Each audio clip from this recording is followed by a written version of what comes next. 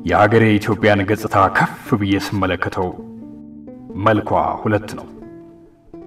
በአንድ በኩል የአንድነትና የነጻነት ተምሳሌት ነው። የተጋጣብንን የውጭ ወረራና የገዥነት አስተሳሰብ ባለገዛም መንፈስ መክተናል። ሉዓላዊነታችንን አስከብረን ቆይተናል። በሌላ በኩል የድህነት ወዳጅ ዘመድ መሆን፣ ድህነትን ለማስወገድ ከመንቀሳቀስ ይልቅ ከድህነት ጋር ለዘመናት አብረን ዘልቀናል። ለድህነት ምቹ ሁኔታን የሚፈጥሩ አስተሳሰቦችን አምነን ቆይተናል። የሀገሬ መልክ ሁለት ነው።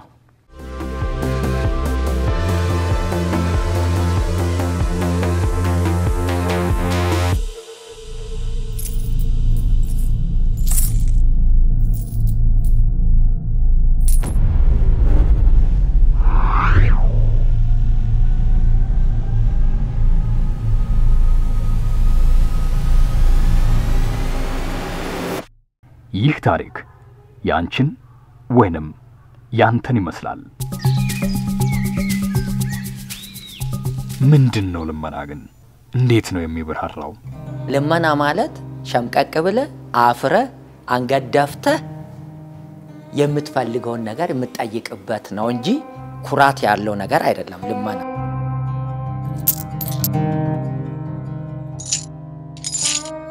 ልመና በሁለት መንገድ ማየት ይቻላል። የመጀመሪያው ነገር ሁሉ ያለን ጊዜ ያለን አቅም ያለን ጉልበት ያለን ባለመስራቴ ከራሴ በመነጨ መንገድ የሚደረግ መነሻው እሱ ከሆነ ልመና እሱ ስህተት ነው፣ መጽሐፍ ቅዱሳዊም በጭራሽ አይደለም።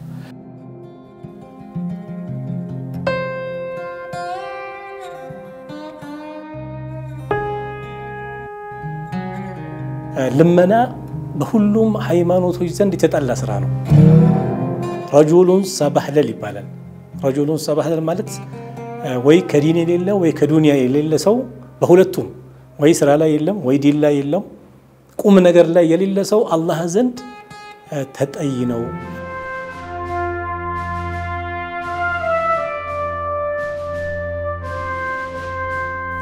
ልመና በኔ ግንዛቤ አንድም አቅም ከማጣት አንድም ደግሞ አቅም ያለ ጉልበት ያለ ያንን ለመጠቀም ካለ መፈለግ ግን በሌሎች ሰዎች እጅ በሌሎች ሰዎች ችሎታ ውስጥ ያለን ነገር ለማግኘት የሚደረግ ተማጽኖ ነው ብዬ ልረዳ። በአጠቃላይ ትርጉሙ የልመና በማንኛውም ቋንቋ በማንኛውም ሃይማኖት በማንኛውም ፍልስፍና ብትሄድበት የሚያኮራ ድርጊት ግን አይደለም። በአዲስ አበባ ከተማ የሚስተዋለው የልመና አይነትስ እንዴት ይገለጻል? ራሱ በየካቴጎሪም ስንለያቸው ከህፃናት ጀምሮ እስከ አረጋውያን ጎዳና ላይ ያሉ ምክንያታቸው ጋርም ስንመጣ እንደየግለሰቦቹ የተለያየ ምክንያት አለ። ወደ አዲስ አበባ የሚስባቸውም አለ፣ ሳቢ ምክንያቶች አሉ። እዛ የነበሩበት ቦታም ደግሞ ገፍቶ ወደዚህ ያመጣቸው ብዙ አሉ። ያው እዚህም አዲስ አበባ እንዳለ ሆኖ ማለት ነው። ኖርማሊ ግን አሁን በአብዛኛው ከተለያዩ ጥናቶች እንሰራለን። ከጥናቶቻችን ያረጋገጥነው አብዛኞቹ መስራት የሚችሉ በራሳቸው በተለያየ ችግር ምክንያት ከስራ ውጪ የሆኑ የህብረተሰብ ክፍሎች በአብዛኛው እንዳሉ ያው ጥናቶቻችን ያሳያሉ። ስሜ ምስራቅ በላይ እባላለሁ። የሽመልስ እናት ነኝ። ሽመልስ ስወልደው ደህና ነው። ስወልደው ደህና እስከ 3 አመት ደህና ነው እና እህቴ ሞታ ክፍለ ሀገር ሄጄ አፍያ ተነዶ ወደቀ ነው ያሉኝ ለኔ። በቃ ከዛ በኋላ እኔ መንከስ ጀመረ። ይነክሰኛል፣ ይነጨኛል። በቃ ምን ልበልህ መለቅድስ አሳጣኝ። ከዛ መለቅድስ ሲያሳጣኝ ቀጥ ብዬ የት ሄድኩኝ? ባለቤቴን ከሞተ በኋላ ሞተ። እኔም ወደዚህ መጣው። መግቢያ ሳጣ መጣው። በጣም ተቸገርኩኝ እዚህ ቤት ውስጥ። ማን ዞር ብሎኝ ከዛ በቃ እንግዲህ እንደፈለገ አልኩና ደግሞ ተነስቼ ደግሞ መዞር ጀመርኩ። አሁን እየዞር ምን እያልኩ በቃ አሁን በቃ በተግጥም ማድረግ ያሰሬ መስራት አለብኝ ብዬ ቤተክርስቲያን ሲሄድ ከሰንበቴ ቤት እንጀራ ምናምን ይዤ እመጣለሁ እየደበቅኩኝ ሰው እንዳይሰማኝ። እዛ እመጣለሁ አናወር መስጊድ ዳቦ አመጣለሁ። መዞር ጀመርኩ። ዝም ብዬ ዞራለሁ።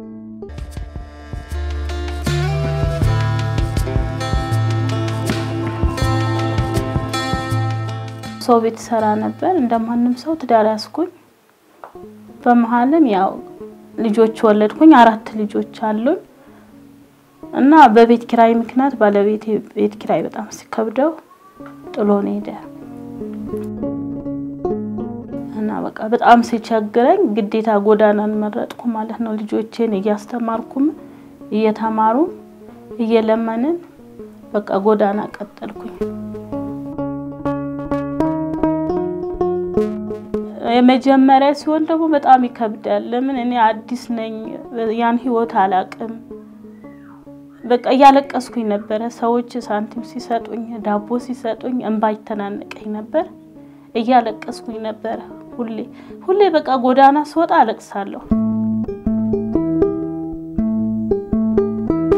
በቃ ግን በቃ መብላት ስላለብን ከራባይ ብስምና ልጆቼ መብላት አለባቸው እኔ የሚርበኛል ለልጅና ነኝ አጠባለሁ ያ ስለሆነ በቃ ምንም አልመሰለኝም ለመድኩት በዛው ቀጠልኩ ግን እግዚአብሔርን ለምን ነበር በጣም ያሳፍራል እጅ መዘርጋት በጣም ያሳፍራል ጎዳና ልመና በጣም ነው የሚያሳፍረው በጣም አሁን በስነ ልቦናውም ስታስብ በጣም አፍረ ተሸማቀ የጥፋተኝነት ስሜት እየተሰማ እኔ ምንድነኝ እኔ ማን ነኝ እያልክ የምትፈልገው ነገር ያ ነገር የተለያየ ሊሆን ይችላል ምግብ ሊሆን ይችላል ሐሳብ ሊሆን ይችላል ገንዘብ ሊሆን ይችላል ግን ያን ነገር ፈልገውሃል አንተ ማድረግ አትችልም አንተ ማድረግ ስለማትችል የሽንፈት ስሜት ይሰጣል ማለት ነው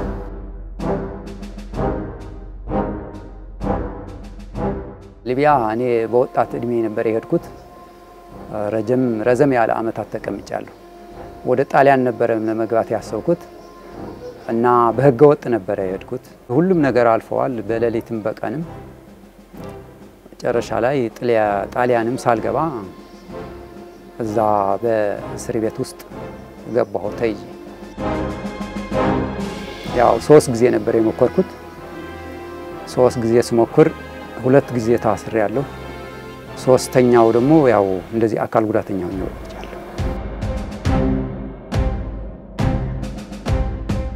በቁም በቃ እንደዚህ እየተንቀጠቀጡ መውደቅ ጀመርኩ ህክምና ምናምን ተደረገልኝ ምንም ልድን አልቻልኩት ጨረሻ ላይ ያው አዲስ አበባ ላይ ወደ አገሬ ስመጣ ቀጥታ ወደ ያው ሰው ሲቸገር ወዴት ነው የሚወጣ ወይ ወደ ጎዳና ነው ወይ ወደ አስከፊ የሆነ ነገሮች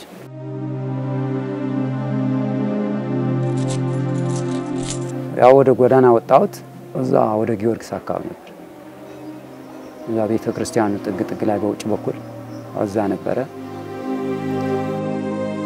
ያስጠላል ማህበራው ኑሮ አለ አንዱ ያመጣል ምናምን ያው ምግብ ትበላለህ ግን ሰው ደክሞ ሰርተ ያመጣው ምግብ አንተ ያልደከምከው ያልሰራው ዝም ብለህ ለምግብ መነር ኮንክ የሆነ ነገር ጎድሏል የተሰጠንን አባክነን የሚታረሳለን ውሃለን ከርሰ ምድራለን ተራራለን ጫካለን ብንዘራ የፈለግነው የምናበቅልበት ምድራለን ግን ረስተነዋል እሱን ጥለን መካከለኛው ምስራቅ ሌላ አፍሪካ ሀገር ለመሰደድ በየበረሃው እንሞታለን ስደት የሄድኩበትም ብዙ ገንዘብ ይዤ ነው የሄድኩት እውነት ማናገር ከ300,000 ማያንስ ገንዘብ ነው ይዤ የሄድኩት በሱ እንኳን መለወጥ ብዙ ነገር መስራት ይችል ነበር እኔ ግን ሌላ ነገር ነበር እኔ ሌላ ዓለም ነበር ሲታየኝ ነበር ያው ጣሊያን ገብቼ ሰርቼ ተመልሼ ቤተሰብ ቤት ሰርቼ በቃ የተሻለ መኪና ያ ደግሞ ሳትደክም አይገኝም እኔ ባቋራጭ ነበር ያሰብኩት ግን እኔ ራሴ ላይ የነበረ ጸጋ አላሰብኩትም ነበር ሆነት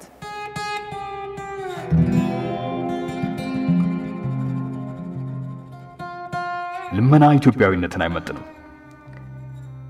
እኛ ኢትዮጵያውያን በችግር ጊዜ እርስ በርስ የመረዳዳትና የመተጋገዝ የቆየ ባህል ያለን ህዝቦች ነን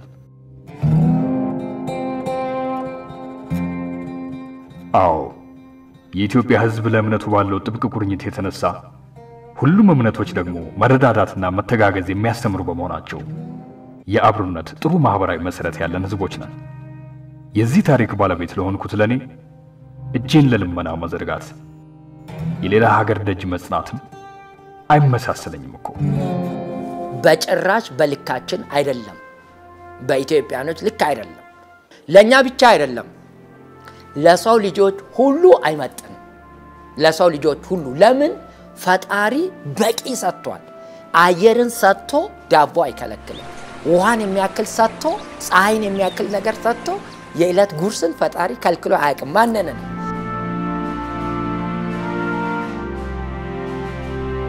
ስራ መለኮታዊ ትእዛዝ ነው። አለመስራት የእግዚአብሔርን ቃል መቃወም ነው። ከእግዚአብሔር ቃል ውጭ መሆን ነው። አለመስራት ራስን ለችግር አመቻችቶ ማስቀመጥ ነው የሚሆነው። ካልሰራ መለመን የማይቀር ነገር ላለመነመን መስራት። ሁሉም ሰው እንዲረዳ፣ ሁሉም ሰው ሰርቶ እንዲበላ ነው የምታስተምረው። ሁሉም ሰው እንዲሰራ ነው ያልኩት። ሁሉም ሰው እንዲሰራ። ይሄ ለሰው ልጅ እንግዲህ እንደ እምነት የሰው ልጅ ከሌላ ዓለም ነው ወደዚህ ወዳለንበት ዓለም የመጣው። ሲመጣ የተሰጠው መመሪያ የመጀመሪያው መመሪያ ጥረህ ግረህ ብላ የሚል እስልምና ነብዩ ሲያስተምሩ ምንድነው ያሉት? አንድ ሰው ሰውን ከመጠየቅ አንድ ሰው በጀርባው እንጨት ተሸክሞ ጫካ ሂዶ እንጨት ፈልጦ ቆርጦ አስሮ ተሸክሞ የሚሸጥበት ቦታ ላይ ሂዶ ያንን ሽጦ መኖርን ነው የሚያበረታታው።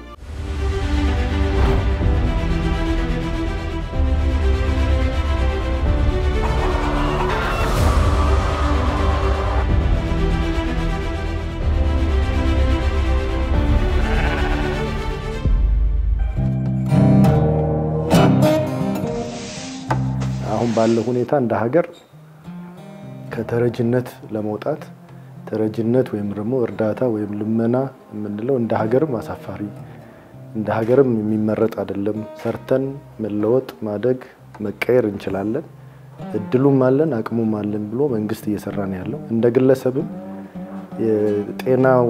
ጤና ያለው ሰው አቅም ያለው ሰው እስከሆነ ድረስ ሰርቶ ጉልበቱንም እውቀቱንም ተጠቅሞ ሰርቶ መቀየር ይገባዋል በሚል መንግስት በአስተሳሰብ ደረጃ ያለውንም ነገር ለመቀየር እየሰራ ነው ያለው። ልመና ግን ያሳፍራል። ዛሬም ነገር ይከብዳል። ስንወድቅ ስንነሳ ስንወድቅ ውሃ ሲበላን ዝናብ አይወድም አሁን ነው እንጂ ያኔ ዝናብ አይወድም። እንሄዳለን በዝናብ ውስጥ መጠለል አይፈልግም። ሰው ይማታላ የለጠላል መኪና አይወድም። ከዚህ ተነስቼ አጠና ተራ ነበር የሚማረው በእግሬ ጥቁር አንበሳ ሄጄ በዳኒ ሰጡኝ። ፒሊፕሲም የሆነ አይምሮ እድገት ውስንነትም አለበት ብሎ እንደውም እዚች ጋር ጥቁር ምናምን ነበር። እሱን ሁሉ ለቀቀልኝ። እዛ ገብቶ ሕክምና ጀመርኩለት። ተቀበሉኝ። እስካሁን ይከታተላል።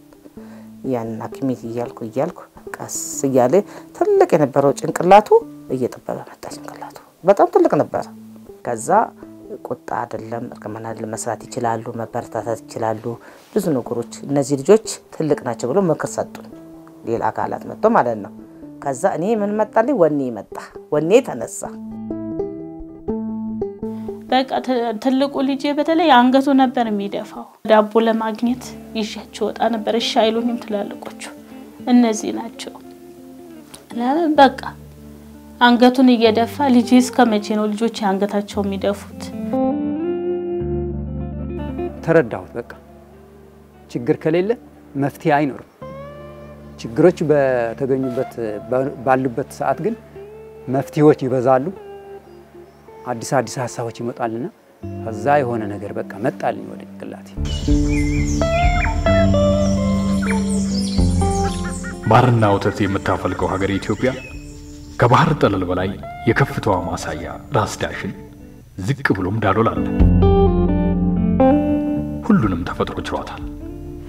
የሚጠብቃት አንድ ስራ ይህን ጸጋ በልኳ ወጥቶ ለጥቅሟ ማዋል። ለዚህ ነው ቦታን የምናይበትና የምንጠቀምበት መንገዳችን የአተያይ ለውጥ ያስፈልገዋል የሚባለው። ይሄ የቆምኩበት ቦታ ለዚህ ምስክር ነው። የአተያይ ለውጥ መጥቶ በሚሰሩ እጆች እንዲህ እስኪሆን ድረስ መልኩ ይሄ ነበር እኮ። የተሰጠኝን በረከት እንዴት ነው የማየው ነው ጥያቄው።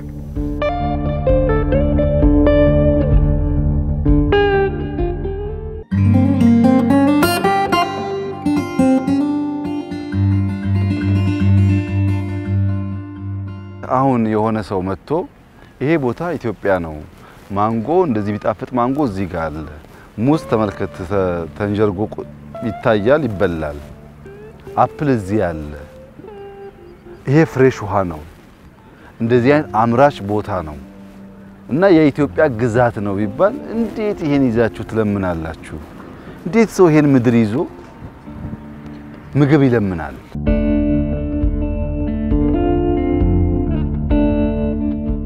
የፈለግነው አይነት ሪሶርስ ኢትዮጵያ ውስጥ አለ ከዚያም ባለፈ ወጣት አቅም ጉልበት ያለው ትውልድ አለ አብዛኛው 60-70 ከዚያም በላይ ወጣት ነው ይሄ የትም የማይገኝ አሁን አሜሪካና ምዕራብ አውሮፓ ሀገሮች የማይገኝ ነው አብዛኛው አዛውንት ሽማግሌ ነው እኛ ጋር ሲንመጣ ግን ጉልበት ያለው አቅም ያለው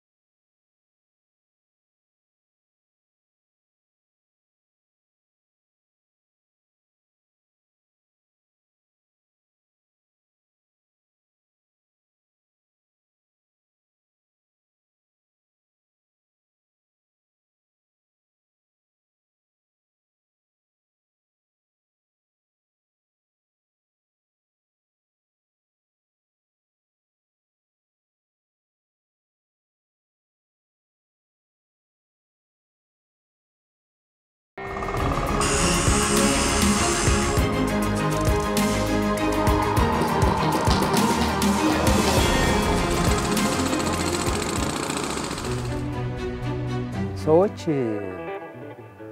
ወደ ቀድሞ ችግራቸው ለመግባት ቅርብ ነው ከችግር ልትወጣ ስትል ከነበርክበት ችግር የከፉ ችግሮች አሉ በቃ አናት ላይ እንዳትወጣ የሚያደርጉ ነገር ግን ያን ተቋቁሞ ማለፍ አለበት በቃ መሻገር አለበት የሆነ የምታይበት መስኮት ወይ መነጽር መሆን አለበት የራስህ አዎ በቃ በውስጤ ነገር ስራ ያባከነው ጊዜ ይበቃል ስራ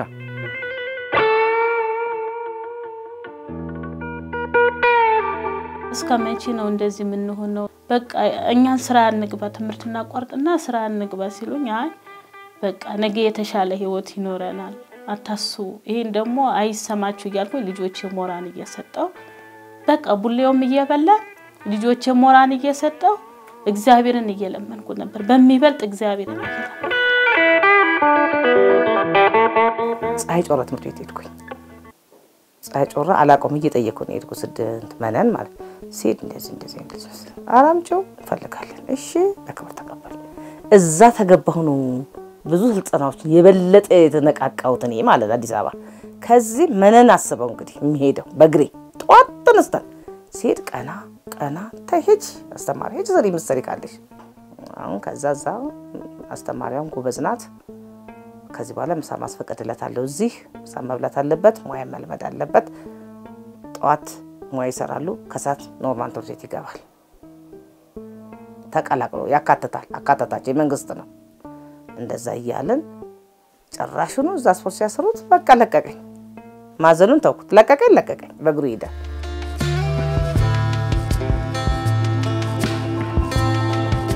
እኛ ሀገር እንዳለመታደል ሆኖ ስራ የሚንቅስ ሰው ይበዛል ስራ በመናቅ ደግሞ ህይወትን መቀየር አይቻልም ወጣ ሲባል ማንኛውንም ስራ የሚሰራ ሰው ከሀገር ሲወጣ እዚህ ሀገር ላይ ግን የተመቻቹ የስራ እድሎችን በአግባቡ ባለመጠቀም የሰው እጅ ያዩ የመኖር ሁኔታ ውስጥ ያሉ ሰዎች ከዚህ ሁኔታ በፍጹም በፍጥነት መውጣት ይኖርባቸዋል የሚል መልእክት አለኝ በኢትዮጵያ ረጅም ታሪክ ውስጥ ለሚሰራ ሰው የሚሰጠው ግምት ካውንታዊነት ይልቅ አሉታዊነት የተጫነው ነው የእጅ ጥበብ ባለሙያ አንጥረኛ ነጋዴ መጫኛ ነካሽ አርሶ አደርን አፈርማሽ አርብቶ አደርን ዘላን ዘፋኝና አዝማሪ መድኃኒት ቀማሚን ስርበጣሽ ጸሐፊን ደብተራ የቤት ሰራተኛ ነገረድ ሸማኔን ቁጥት በጣሽ ይያለን ስናጥላላ ኖረናል ይሄ ደግሞ ዋጋ አስከፍሎናል ባደገው ዓለም ይሄን ያደርጉታል ለራሳቸው ምግብ ያመጣሉ ለራሳቸው የሚበቃቸው እየተማሩም ቢሆን መንግስት ቤትም እየሰሩ ቢሆን ሌላም እየሰሩ ቢሆን ምግባቸውን ቴብል ላይ ማኖርን ቅድሚያ ይሰጡታል።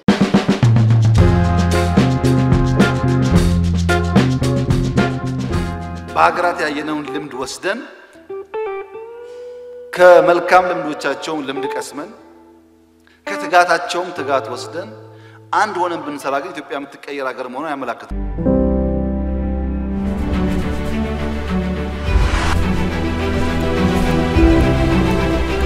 አሁን እንደተባለው ሰብአዊ ድጋፍ በራስ አቅም ለሀገር ሉዓላዊነት የሚለው ጋር እንደ ከተማ አስተዳደራችን ደሞኛ ከተረጂነት ወደ ምርታማነት በሚል ሞቶ ተቀላይ የከተማ አስተዳደሩ በሚበጅትልን በጀት በአራት ካቴጎሪ ላይ ህፃናት የያዙ እናቶች ወጣቶችና አረጋውያን በአራት ካቴጎሪ ለይተን ከ20 መንግስት ያለኑ ተቋማት ጋር ውል በመግባት እነኚህን የህብረተሰብ ክፍሎች ወደ ማዕከል እንዲገቡና ቅድም ስለ የነበረውን ተገቢውን የሳይኮሶሻል የአጫጭር የሙያ ስልጠናዎች የህክምና የአልባሳት የመሳሰሉትን ስልጠናዎች አግኝተው ሳይኮሶሻል ላይ በደንብ ሰርተን ሬዲ ካደረግናቸው በኋላ እዚሁ አዲስ አበባ ላይ በተለያዩ የሥራ አማራጮች በሻይ ቡናም ሊሆን ይችላል እንጀራ በመጋገር ሊሆን ይችላል በሱቅ የመሳሰሉ የሥራ አማራጮችን በማፈላለግ እዚሁ ያቋቋምናቸው እናቶች በርከት ያሉ አሉ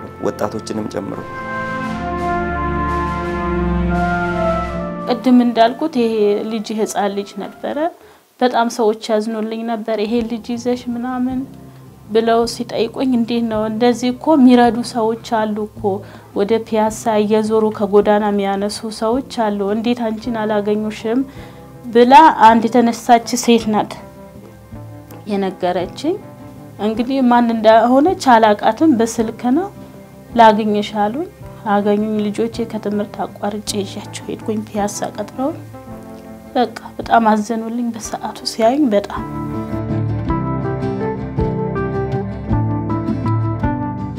ያው አሁን እየሰራው ነው ያለሁት እግዚአብሔር ይመስገን ከተሰራ ማይለወጥ ነገር የለም ዋና መስራት ብቻ ሳይሆን አይምሮን ማሳመን ነው አይምሮን ነው በቃ ለምን ልመና ምንም አያረግም ትንሽ እንደዚህ መነሻ ካለ ራስን ጥረት ማረግ በቃ የት ደርሳለሁ እንዴት አደርጋለሁ ይሄን ብር እንዴት ማረግ አለብኝ እንዴት መስራት አለብኝ እንዴት መለወጥ አለብኝ ብለው እንደዚህ ጎዳና ያለው እህቶቼ በተለያዩ ነገር የሚለምኑ እህቶቼ ይሄን እድል አግኝተው ደግሞ መጠቀም አለባቸው ምክንያቱም ልመና ያሳፍራል በጣም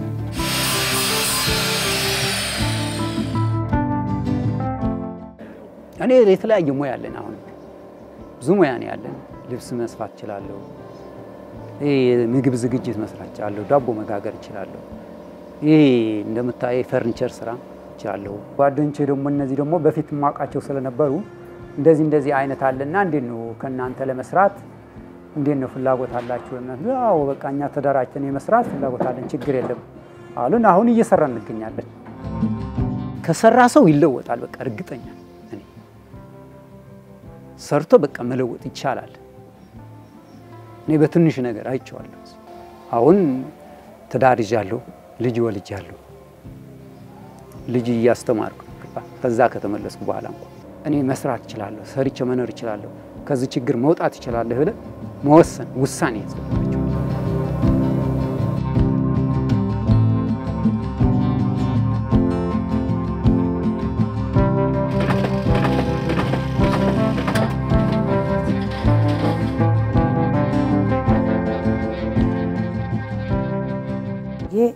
አንድ ልጅ ሰማቀር ቀጥ ብለሽ ጋሽታም ይገኛል ስልካቸው ሰጠኝ ጋሽታም እንዴት ነው ስላቸው የመረጋገጡስ ነው ልጅ ናይ እሳቸው ሲሄዱ ራሱ ሲያዩት ብዙ አይሄድም ልጁ በደግ አደረጉ ጋሽታም በቃ ከዘመኑ ተነሳሽ ማለት እዛ ይሄን ጥበባለን እሳቸው ሸክላ 9 ወር አሰለጠኑ ሸክላም ይሰራል ይሄን ይሰራል እኔ መስራት ፈልገው ልብስ ማጠብ ነው አልኳቸው አገናኙኝ ይሄ ልብስ ምናጥባለን በሁለት አመት ውስጥ ብዙ ለውጦች አምጥተናልኛ ከዛ ተነስተነ ሞክሮ እንደዚህ ነው እኔ ወደ ድሮ ህይወት ያልመለስ የወደፊት ነው ተስፋ አልቆርጥም ያልኩ ስሩ እንደኔ ስሩ ነው ስልጣን ውሰዱ ነው ምለው ልመና አያስፈልግም ነው ምለው ሄኛ ጠንከራችሁ ቢሰሩ ይለውጣል ብዙ ነገር።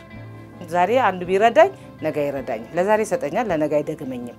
ስለዚህ ከሌጋ አግኝቻለሁ ብለን ዛሬ አግኝተን ነገ ምን ደግሞ ነገ ስለሆነ ብር አንፈልግም በዚህ ነገር እንሰራለን ይሄን ዕቃ ገዝቶ የሚሰጠንን ተቀባይ ነን ብላችሁ ብታስቡ ደስ ይለኛል። በኔ በኩል በራሴ በኩል እኔ አሁን ገንዘብ አልፈልግም ብር አልፈልግም ብዬ ነው ይሄን መሳሪያ ተገዝቶ የተሰጠኝ። እንደኔ ስሩ ይሄው ለውጥ አለው ከተለያየ በምን ለውጣን እኛም ደግሞ አሪያ ሆነን ሌሎቹን ለማስተማር ለመደገፍ ለወደፊቱ እንዲሰሩ ልመና ይቅር ልመና ያቆሽሻል። የልባችሁን ያላችሁን ሁሉ እንደኔ የኔ እንደ ሽመልስ አይነት ልጅ ያላችሁ በሙሉ ወጣችሁ መስራት ይቻላል። ስሩ ሽመልስን አይታችሁ እዩ።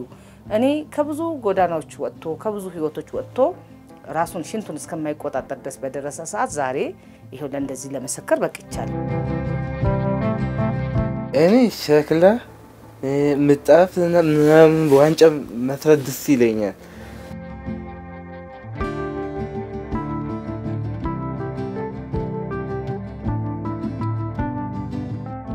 ዛሬም በተረጅነት ለመቆየት የሚፈልጉ ሰዎች ካሉ ይሄንን የነዚህን ታታሪዎች የነዚህን በጉልበታቸውም በእውቀታቸውም ሰርተው ራሳቸውን የቀየሩ ወገኖችን አራያነት ተከትለው መስራት ይጠበቅባቸዋል ማለት ነው። ምንም ያክል ድጋፍ ቢደረግ በአይምሮ የተዘጋጀ ራሱን ያላዘጋጀ ሰው ሊለወጥ አይችልም። መለወጥ መጀመሪያ ከውስጥ ይፈልጋል ማለት ነው። መስራት አለብኝ እችላለሁ ማድረግ እችላለሁ ከሌላው አላንስም ጉልበቱ አለኝ ስራ የሚባል ነገር በሙሉ የትኛውንም ሳልቅ እሰራለሁ የሚል የሞራል ከፍታ ይጠይቃል ማለት ነው። አንዳንዶች ስኬትን ይመኙታል፣ አንዳንዶች ደግሞ ሰርተው ጥረው ግረው ይኖሯታል። በሁለት መልካችን ሁለቱንም አይተናል። የተበላሸ ሞራልና ውጤታማነት የሌለው የሥራ ባህል እንደ ሀገር ወደ አዘቅት የሚገፋ ክፉ ልምምድ ነው። ስንፍናና ልግመኝነት ክፉ ስር ነው።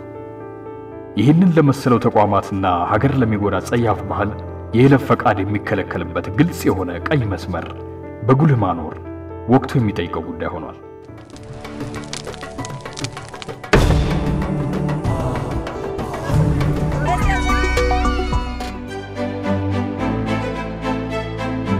አጠገባችን ብዙ ጸጋ አለ ያላየ ነው ያልሰራንበት ያልተጠቀምንበት ያልተለወጥንበት ዙሪያችን ጸጋ ከቦናል። ፈጣሪ ምንም አልከለከለንም እኛ የተመለከስንበት መንገድ ካልሆነ በስተቀር እያንዳንዱ እጃችን መንቀሳቀስ መስራት መቻል ይኖርበታል። ኢትዮጵያውያን ካልሰራን ካልተጋም በስተቀር ለውጥ አጠብቁ። የሚሰሩ ጠንካራ ሞዴል የሆኑ እጆች እና የተለወጡ ህይወቶችን በማሳየት በኩል ለውጥ እናመጣለን። እንተባበር አብረን እንስራ። ሰው ነው በቃ ሰው የሚሆነው። ይሄ ሁሉ የምታዩት ሰርቶ ነው ሰው የሚለወጠው። ሰርቶ ነው የተሻለ ነገር የሚያገኘው። የተሻለ ካፒታል ነው የተሻለ ባለሀብት የሚሆነው። እንደናንተና እንደኔ እኩል ሰው ነን። ከስራ ከማን ሚኒስትር ይቻላል ሚኒስትር እንሆናለን ከዚህ በኋላ በመስራት እና እንስራ ነው። እኔም እንስራ ነው። ወላጆች መስራት ይችላሉ። ስኬት ለጥረት የሚሰጥ የህይወት ሽልማት ነው። ብሩህ ቀን ከፊታችን አለ። ትላንት በተከፈለልን ዋጋ ሉዓላዊነታችንን አስከብረን ዛሬን እየኖርን ነው። ዛሬ ደግሞ እኔ አንቺ አንተ አብረን ደሞኛ ተረጅነትና ልመናን በማሸነፍ በአንድ በኩል ሉዓላዊነት በአንድ በኩል ተረጅነት የሆነውን ሁለት መልካችንን ወደ አንድ ሙሉ ሉዓላዊነት መቀየር የዚህ ትውልድ ጊዜ የማይሰጥ የቤት ስራ ነው። ተረጅነትንና ልመናን መሻገር ይቻላል። ስለዚህ የሚጠበቅብን ምንድነው? ህዝብ ከመንግስት ጋር መንግስት ከህዝብ ጋር መናበብ፣ ወንድም ከወንድም ጋር እህት ከእህት ጋር የአንድ ሀገር ህዝቦች የአንድ አህጉር ህዝቦች መናበብ፣ ጠንካራ የሆነ ማንነት መስራት፣ ትልቅ አስተሳሰብ መፍጠር፣ ምድርን ሳይሆን ጭንቅላትን ማረስ ቀድሞ